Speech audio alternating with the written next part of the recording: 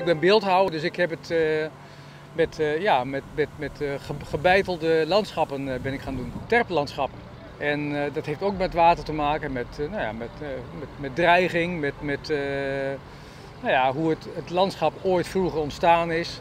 En dus ja, dat is weer een heel ander type landschap dan waar we nou doorvaren. Hè. Dat is meer in Groningen heet dat het Hoge Land. Maar dat is dus de manier van de eerste bewoners om te overleven, zou je kunnen zeggen. Dus het is een landschap, ruw, geabstraheerd. Het is heel erg ingetogen geworden. En alle drie bekroond door een bouwwerk wat door mensen gemaakt is.